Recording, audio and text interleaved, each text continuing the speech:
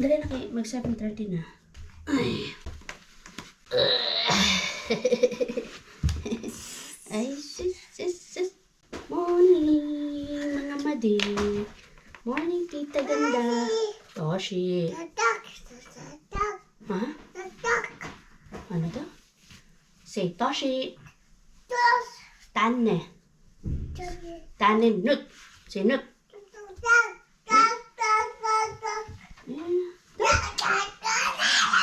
Daming patalastas. Ah, duck. Ay. Dali naman. Dali, you bring the duck. Dali na. You bring the duck here, dali. Come on. Come here na, anak ko. Yeah, we will bring the duck. Dali. Anak. Anak ko. Yeah. You're going to bring the duck? Pilumi. Walking in the jungle, we're not afraid, we're not afraid. Walking in the jungle, walking in the jungle. 2 steps forward, 1 step, 2 steps back. Rabbit. Rabbit. What's that? Rabbit. Rabbit. It's a frog. We're not afraid. Jumping in the jungle. Jumping in the jungle. We're not afraid. We're not afraid. Jumping in the jungle. Ay, naku, jump pa talaga. Jumping in the jungle. Jumping in the jungle. We're not afraid. We're not afraid. 1 step, 2 steps, 3 steps forward. 1 step, 2 steps, 3 steps back. Woo. Ayan. What is that? Huh? What does the monkey say? Ooh, ooh, ooh. What's that? Ooh, ooh, ooh. It's a monkey. We're not afraid.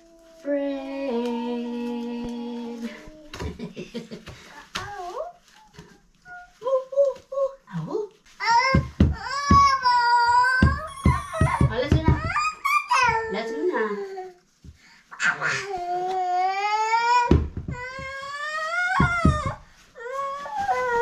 Let's go. Yeah. Let's go. Grabe, papasok na yung mga bata na ganito kaliwan, kadilim pa. No choice ang mga bata. Actually, madilim dito sa camera. I mean, madilim na. Pero maliwanag sa camera ko. Kawawa ang mga bata, no? Pumapasok ng madilim. No choice man ang mga kiddos. No choice man sila. Kailangan man ipasok. Umuulugoon. Para ang mga parents makapag-work at makapag-school. Kaya kung hindi ipasok sa daycare, ano na lang ang future ng mga bata? Ano na lang ang may ambag ng mga parents sa pang-araw-araw na gastusin. Yan yung perks dito, mga madi. Yan yung bakit ganun, no? Kailangan natin ipalaga sa iba yung mga anak natin. Pero no choice man tayo. Yan yung buhay natin. We live with no choice. We live with no choice. Yan yung buhay natin na wala tayong choice sa buhay. Kundi magtiwala na aalagaan ng maayos ng mga nursing workers yung mga anak natin. Gaya ng hindi man ganun talaga like sa pag-aalaga natin sa bahay. Kasi iba pa rin yung parents. Pero kailangan natin magtiwala na they are in good hands. Kasi kung hindi tayo magtitiwala, hindi natin papanatag yung isip natin, hindi tayo magkakaroon ng peace of mind sa bahay. At walang mangyayari kung hindi tayo magtitiwala sa kanila. Oh, early in the morning, mga madi, a gentle reminder, And ito yung buhay natin dito sa Finland. Ayan o, madilim pa mga madi, nakikita niya. Yung totoong ano dito, liwanag.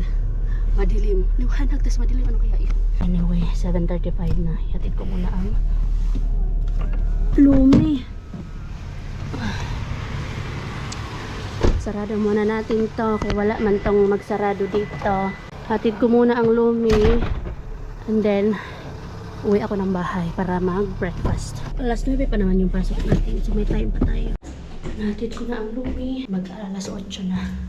So meron pa akong around 20 minutes para kumain. At ready lahat ng mga gamit at papunta dun sa school. And thank you Lord kasi si Lumi hindi siya umiyak today. Naihatid natin at naiwan natin siya na hindi siya umiyak. At merong kuris-kuris si Lumi dito. Kita niyo naman di? Mga drawing ni Lumi na kuris-kuris. Mahilig kasi siya mag-drawing ng mga kuris-kuris. Anyway, kailangan ko magmadali. Kailangan ko pang mag-edit ng ating vlog.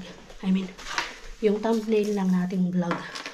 Kaya karera natin yung pag-vlog for our extra income. Kaya please mga madi, support para meron tayo extra income mga madi. Kaya hindi naman sapat yung kukuha natin na benefits galing sa government. So kailangan mag-isip tayo ng mga extra income din online. So please, your support means a lot to me. Please, mag-egg at mag-bread lang ako today. Nag-boiled ako ng eggs kagabi. One eternity later. Ayun ako mga madi, naloka ako. Akala ko hanggang 11 lang kami ngayon. Sus, hanggang 11:30 pala. Yung teacher namin ngayon, masyadong madaldal yun. Kaya nag-escape na ako. 11:35, nagpaalam na ako sa kanya. Ay, 11:25, nagpaalam na ako sa kanya kung pwede na ba ako umalis. Pinayagan naman ako kasi madali lang naman yan sila kausap dyan, mga teachers ba, basta magpaalam ka lang. So, ayun.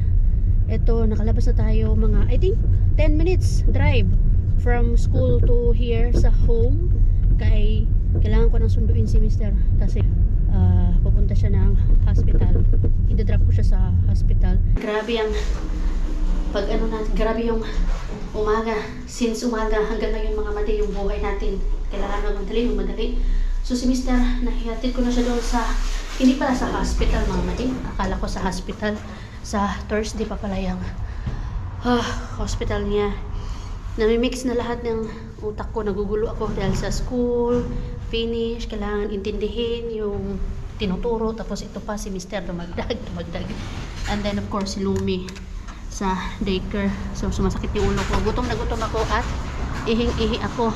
So naihatid ko na si Mr. Yun nga, hindi pala siya sa hospital. Doon siya sa own health center nila, sa workplace ba? Sa workplace nila. Meron kasi silang ganun, yung private na pwede sila magpa-check up pag may something sa kanila or anything para walang bayad. Syempre yung boss nila sa work nila yun yung magbabayad. So hinahatid ko na siya. Hindi man ako pwede sumama doon. At dahil ako'y gutom na gutom din at ihi-ihi, punta ako dito sa Pasati. Dito ako iihi at the same time daan ako sa Watsons sa normal. Mayroon akong bibilhin doon na hindi ko nabili nung nakaraan nung pumunta ako dito sa Pasati. Ano ba to? Silani, tawag. So punta muna ako doon sa taas. Ihi muna ako. Ano, wait lang, nakalimutan ko. Wait lang, naghahanap ako ng ihi muna ako. Ay nako, ayoko ng McDo kasi Sir Curry, 20 minutes lang yun siya. Dito pala siya sa dito siya sa Oma Tutorvios niya. Hindi sa Pasati doon sa may bago mag-church, di ba may mga Mihilay Nindan or something tutor or whatsoever. Doon yung sa kanila. Oo, 20 minutes lang daw yun siya. Tsaka gutom ako, ayoko ng McDo. Nag-McDo na ako kahapon. Ihi muna ako. Ako ihi na mga madi. Hindi na carry. Ano man yung mga ganyan? Bakit may mga ganyan sila? Style. Tingnan nyo mga madi, oh.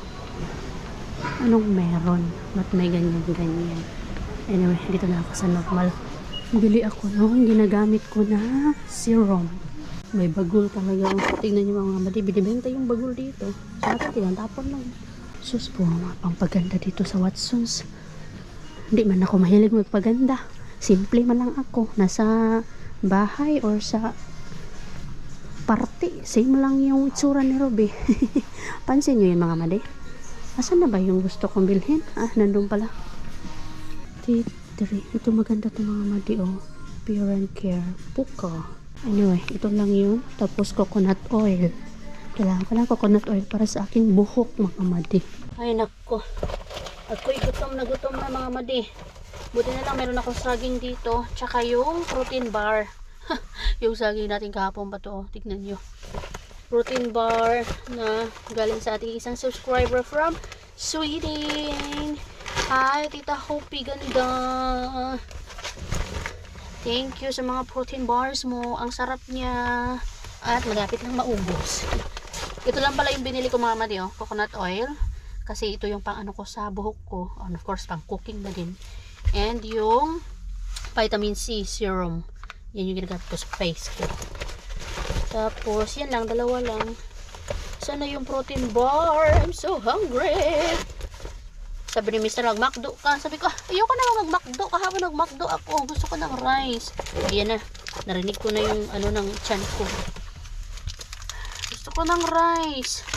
Kaya lang wala man ako rice sa bahay. Kailangan pa magluto. May ulam, pero walang rice. Kailangan pa magluto. Buhay natin mga madi. Sayang yung libre ko na lunch doon sa school. Pero wala naman pumunta ako doon para kumain, no? Tapos makita ako ng teacher ko. Tapos sabihin niya, akala ko ba nag-excuse ka? Meron kang emergency. Ba't nandito ka kumakain? Diba? Wag na. Ma-question pa tayo. Tapos maya. Kailangan naman sunduin si Lumi. Walang pahinga talaga.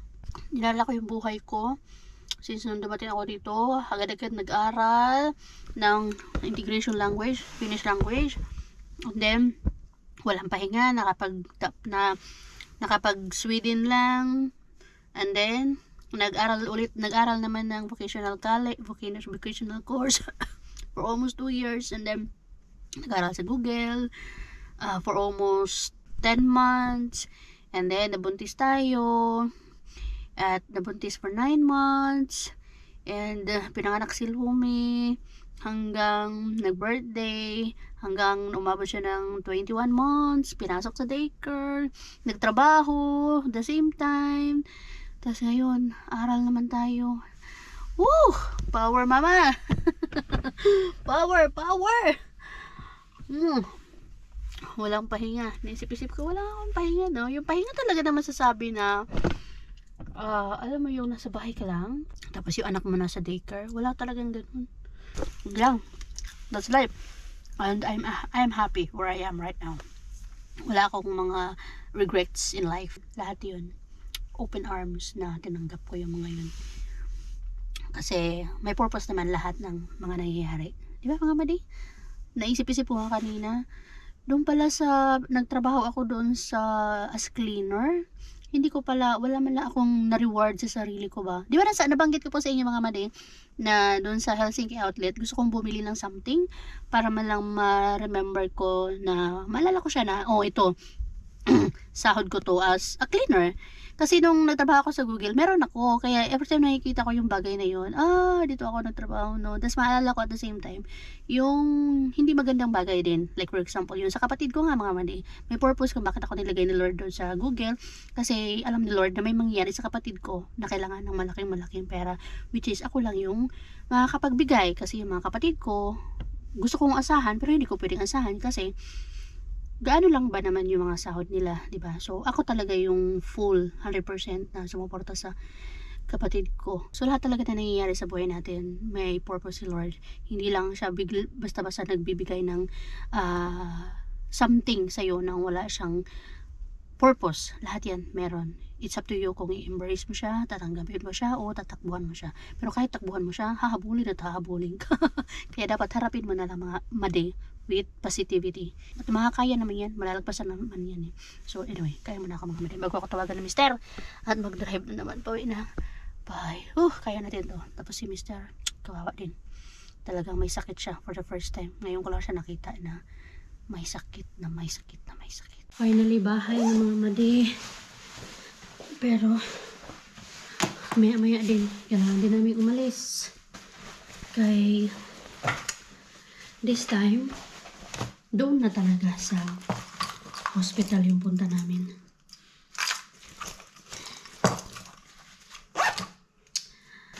Sakit ng ulo ko. Sain muna ako.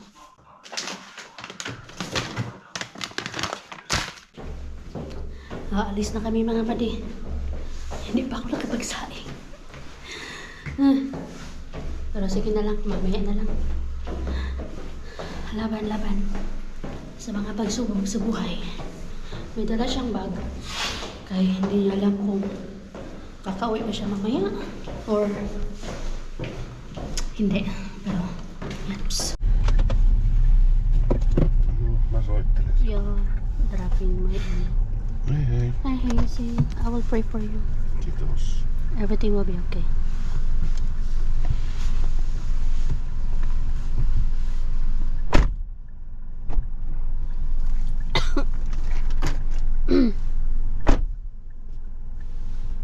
So, ito. Ay, sakit sa puso. Sakit sa puso nang hindi pwedeng sumama. Ay, naku. Tinanong ko siya kanina kung gusto ba niya na samahan ko siya. Sabi niya, kasi parang natatakot si Mr. eh. Feel na feel ko yung takot niya eh. Pero ganun naman siguro talaga. Kaya lang, yun nga, dahil mayroon man tayong lumi, at the same time, hindi naman kasi dyan uso mga madi yung may kasama. Alam mo yung kahit yung mga matatanda dyan, dumarating na sila lang mag-isa talaga. Yung mga galing sa pag sinusundo ng mga hospital. Ano yung mga emergency, mga ambulance. Walang makakasama yung mga yan mga madi. As in,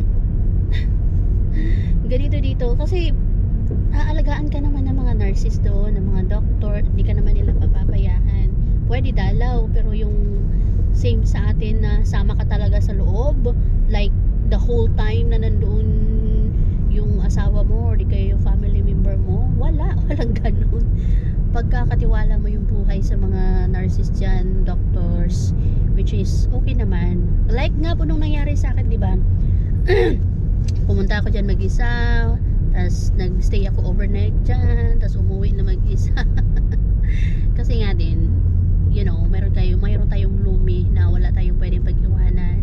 Wala man tayong kamag-anak dito, and hindi din natin pwedeng iiwan sa mga kaibigan natin kasi may sarili din silang buhay. Yan, nakakahiya naman, di ba?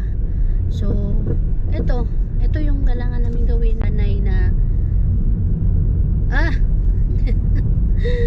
ay, kaya namin to, of course. Panibagong ano lang to, panibagong pagsubok lang buhay namin. Everything will be okay, of course. Ngayon, uwi na talaga ako mga madi.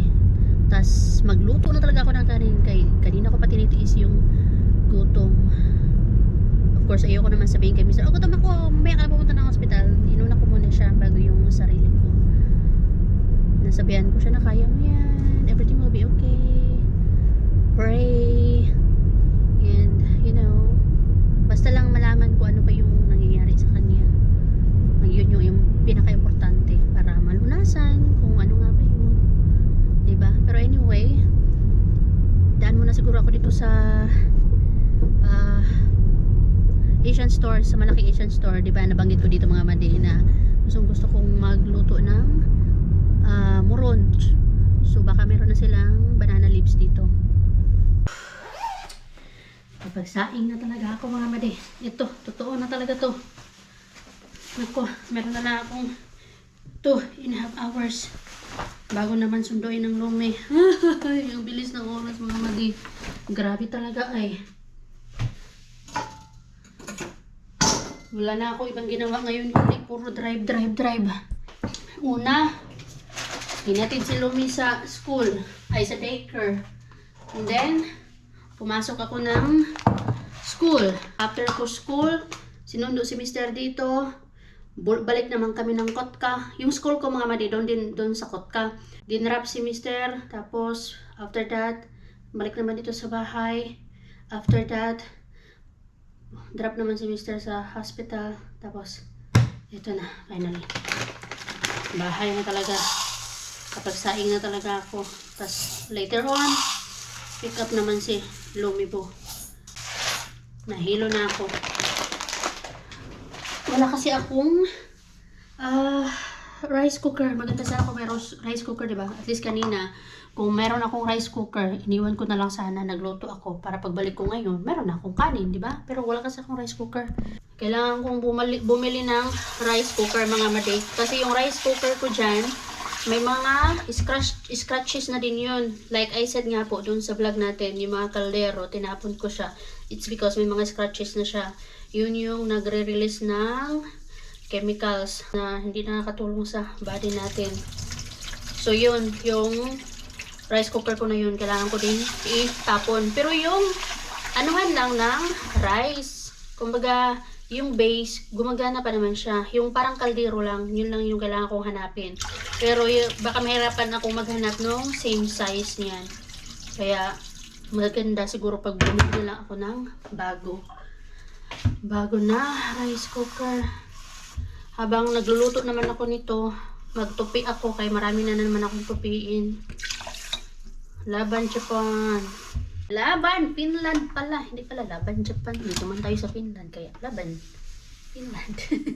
Kailangan ko na din palang lutuin yung aking adobo. Para mamaya pagdating ni Lumi, meron ng hindi ko na kailangan gumalaw-galaw pa. Kaya alam niyo naman si Lumi. Clingy baby. Isa din ko sa mga dahilan, mga mali, kung bakit hindi ko kayang mag full-time vlogging.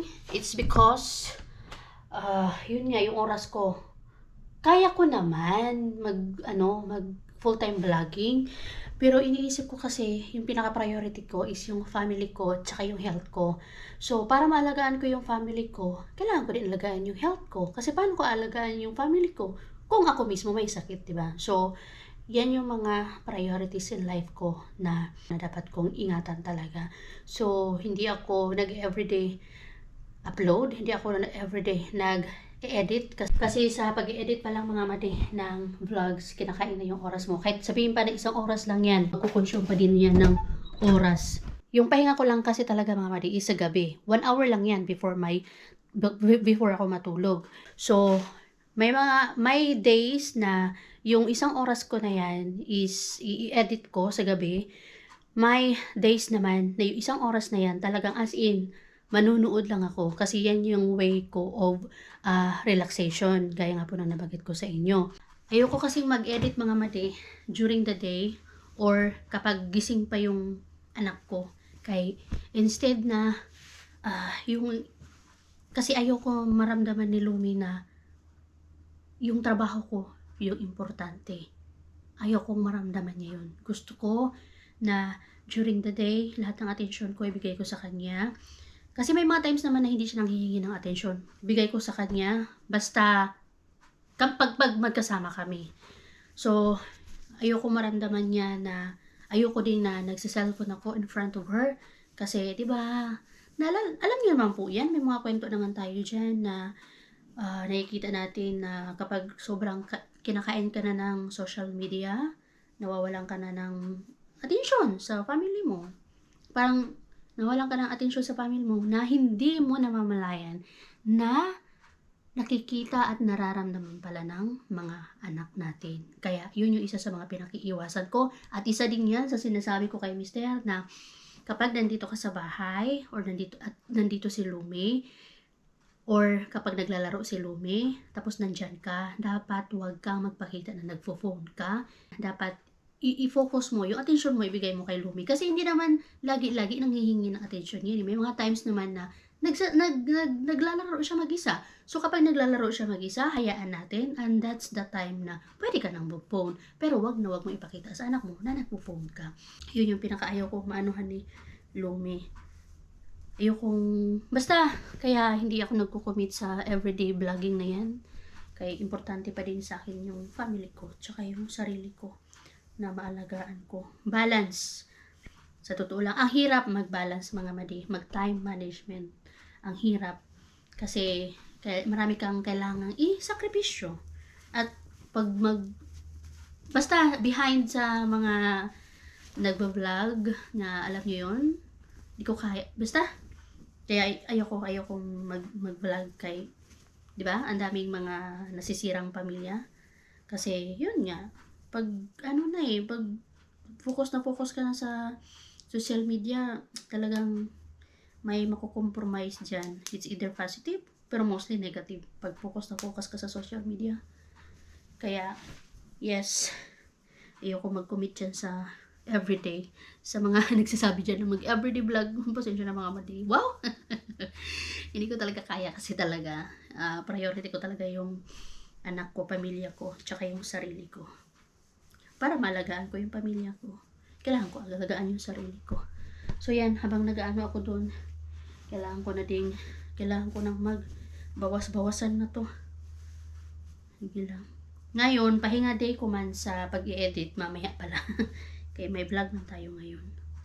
Bukas na, pag nasa school ako, like coffee break, yun, gamitin ko yun sa pag-i-edit para meron tayong vlog the next day.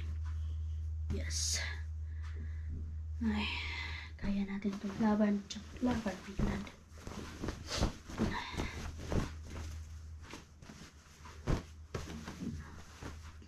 Kayo ba mga madi, ano ba ang ibig sabihin sa inyo? Ano ba yung priorities in life nyo? Ano ba yung masasabi nyo na talaga na ito, kaya ko tong i-ignore?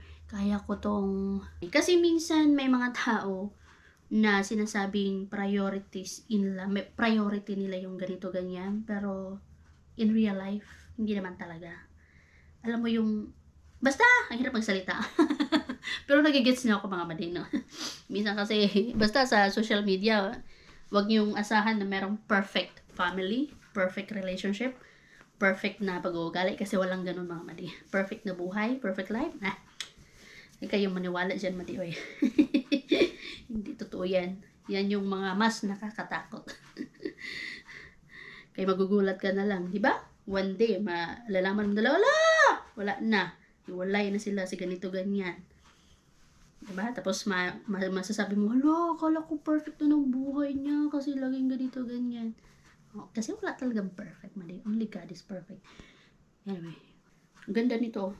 Nabili ko sa okay. So yeah, mga madi, comment down below nga kayo, ano ibig sabihin ng priority? Ano yung mga priorities in life niyo? Kasi ako kaya kong hindi mag-vlog everyday para sa pamilya ko. Bigyan ko lang sila ng atensyon at mahalagaan ko sila. Dito na pala si Lumibo mga madi. Nasundo ko ng ating Lumibo. Anak, come here. Come here. Because Easy said, hug. Dali na. Gusto ni Easy i-hug kita. Dali na. Naawa ako sa kanya kanina pagdating. Hinahanap agad yung Easy. Easy. Where's Easy mo? Easy. Hinahanap niya si Easy. Tatay niya. Sanay kasi siya mga madi for how many weeks na nandito yung tatay niya. Tapos pag meron siyang pasok sa daycare, sanay siya na nandito pa din yung tatay niya. Pagkagaling sa daycare, pagkapasok namin, sasalubungin agad siya na Easy niya. Ngayon, walang sumalubong na Easy. Kaya sinilip niya dito sa kwarto. Easy. Sabi ko, wala man si Easy na. Nandun man sa, hospital. And speaking of Easy po pala, sad to say, hindi siya makaka-uwi ngayon. Mag-i-stay siya overnight sa hospital mga madi. And hindi ko alam kung anong oras siya uuwi bukas or kung makaka-uwi ba siya, kung ano ba yung maging resulta ng overall na pag-check up sa kanya. Kay marami man niyang gagawin sa kanya. Love you! Love you! Love you! Hug mama! Kiss mama! Sus! Yung pizza ni Mamoy. Kumakain na naman po siya ng naktileta. Ang kanyang paborito. You wanna say hi? Say hi! Blow a kiss! Blow a kiss! What are you eating? Show it to the Beshi. Show it to the Madi. What are you eating? Can you say Naki? Can you count 1 to 10? Uksi? Kaksi? Kolme? Neljä? Viisi? Kuusi? 7? 8? 9? 10.